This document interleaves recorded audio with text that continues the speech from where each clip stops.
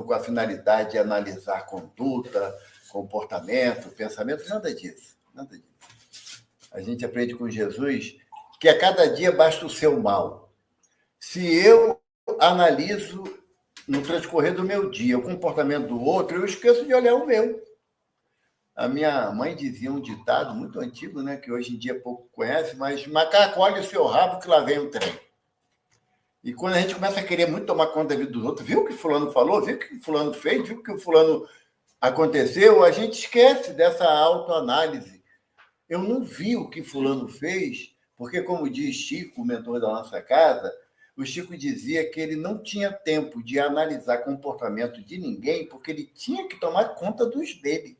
E isso levava todo o tempo que ele tinha nessa análise, nesse olhar íntimo para as nossas dificuldades, nossas atividades. João nos brindou com essa palavra, essa mensagem do caminho, verdade e vida, né? Que Emmanuel vem retratar a conversa de Jesus no Tabor. Isso é uma coisa que sempre me chamou a atenção, João, nessa passagem do Evangelho. Naquele tempo não tinha fotografia, não. Como é que os discípulos sabiam que era Moisés e Elias se não tinha nenhuma caricatura desses profetas?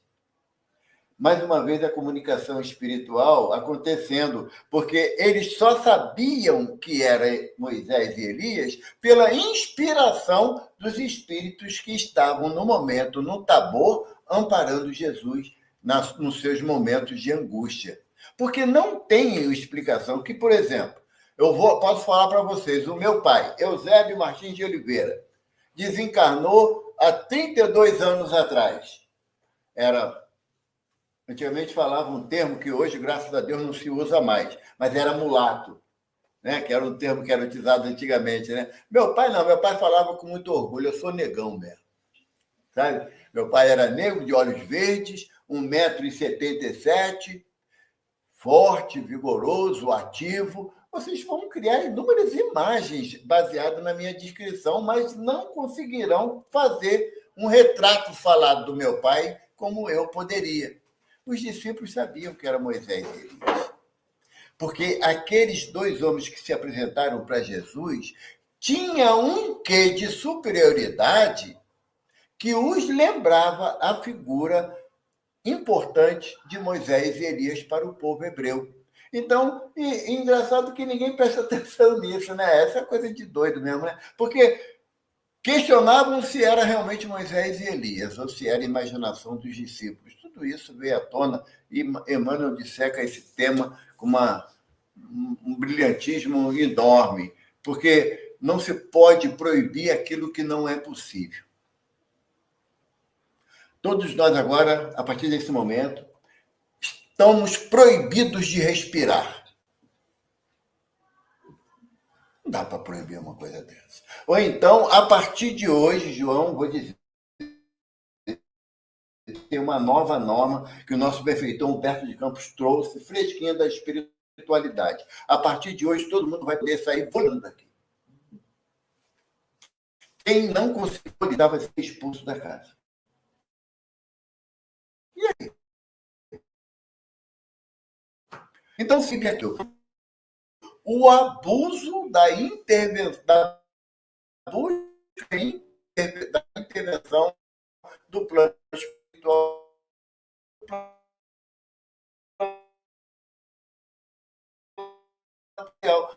Infelizmente, até hoje, não é a sorte de falar assim, amanhã, às 10 horas da manhã, o nosso benfeitor Humberto de Campos está se apresentando para dar uma mensagem aqui.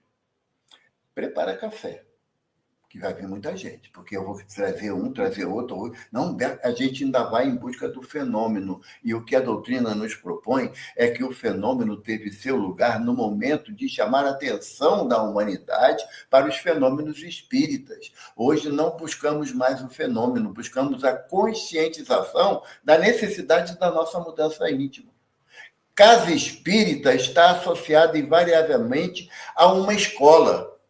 E se você não estuda direito e não aplica os estudos sobre a sua vida, a casa espírita se torna um hospital. porque você vai passar a ter necessidades que não eram possível a partir do momento que você aplica os ensinamentos do Evangelho. Mas se o hospital ele não atende à necessidade da recuperação das nossas condições de saúde, a casa espírita vira um reformatório.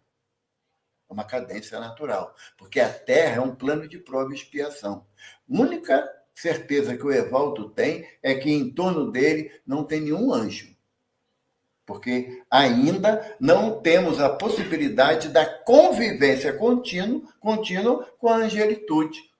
A outra certeza que o Evaldo tem permanentemente é que ele não é um espírito evoluído, puro, porque ele ainda passa pelas vicissitudes da vida física, como está lá na 132 do Livro dos Espíritos.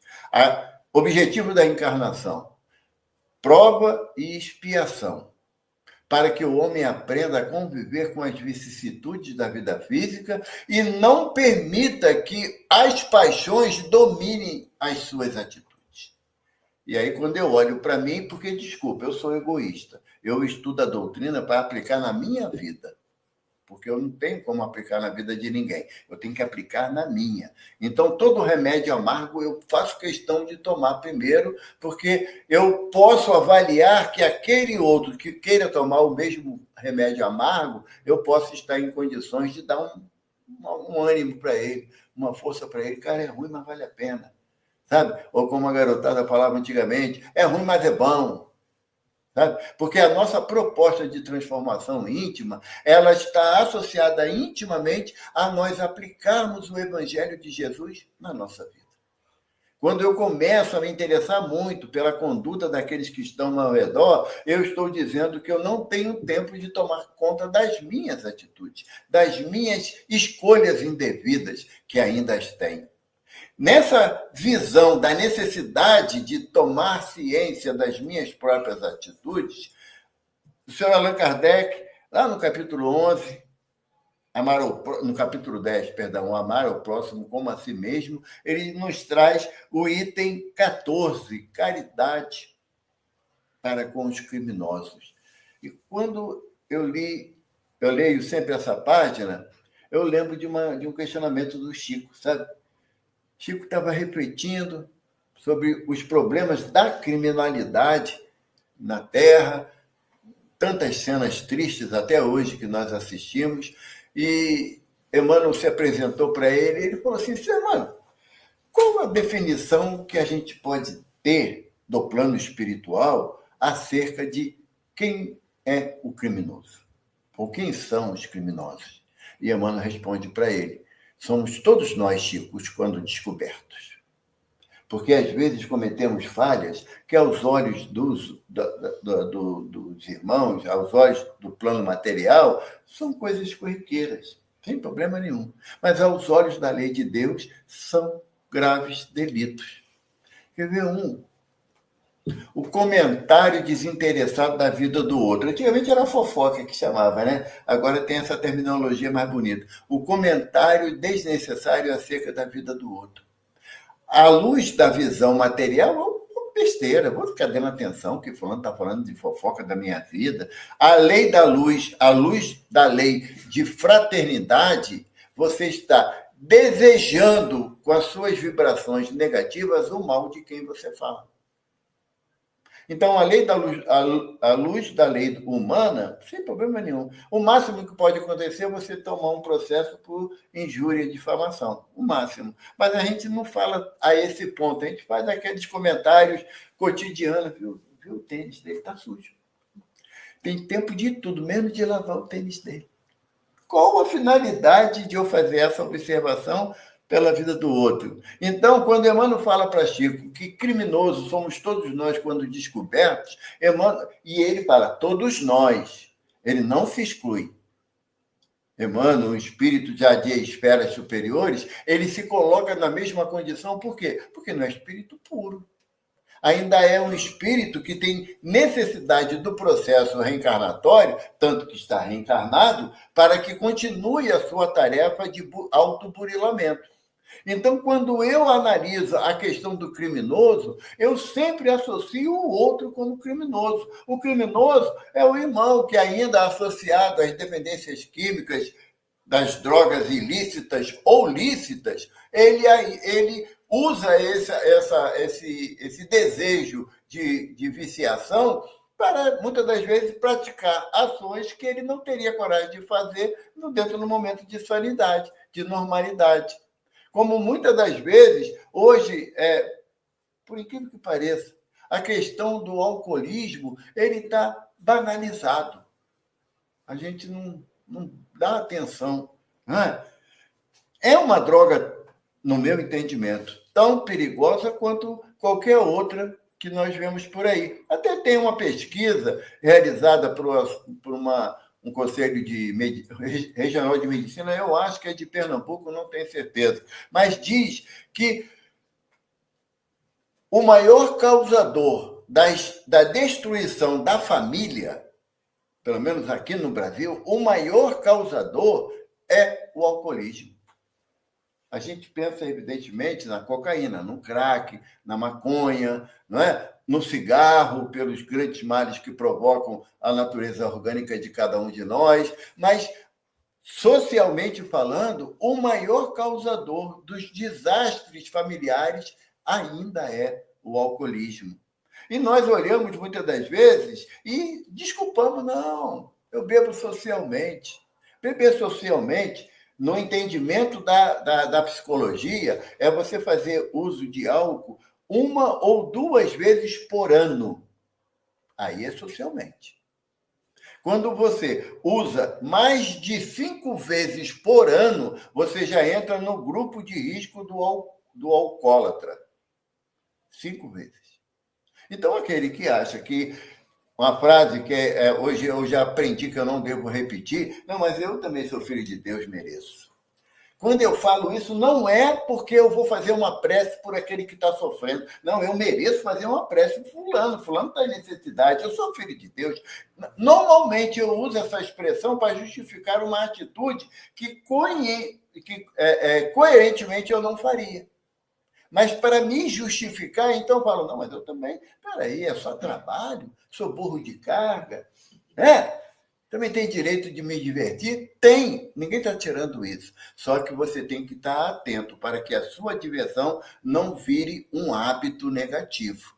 Se virar um hábito negativo, aí eu passo a ser criminoso. Por quê? Porque eu não estou zelando pelo corpo que o Senhor Deus me propiciou para que eu, espírito, eu faça o meu progresso moral na existência física que me é prometida. Então, quando eu cismo de exagerar em qualquer hábito pernicioso à minha saúde, eu me torno criminoso. E como é que eu vou ser descoberto?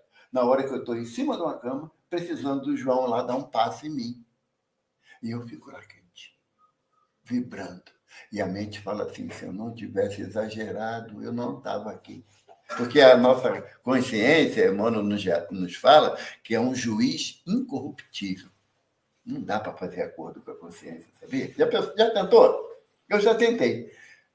Porque a gente, assim, é bom de ter cabelo branco, né? Porque a gente já tentou muitas coisas que o jovem nessa existência não tem necessidade ou nunca tentou. Mas você falar assim, tentar se justificar quando você faz algo notadamente errado. Você sabe que está errado, ninguém disse. E aí você tenta buscar a justificativa. Ah, mas peraí. Mas fulano também, dessa vez, exagerou. Não. À luz do Evangelho de Jesus, não. Porque o mestre orienta perdoar não 7 vezes, mas 70 vezes 7. 70 vezes 7 num dia. O mesmo erro. Se mudar de erro, começa a conta zerada. E se terminar o dia, a conta volta a zero de novo. A estaca zero de novo. Então, o perdão que Jesus nos proporciona é um perdão incondicional. Não vale para o espírita dizer assim, mas espera aí, paciência tem limite. Não tem.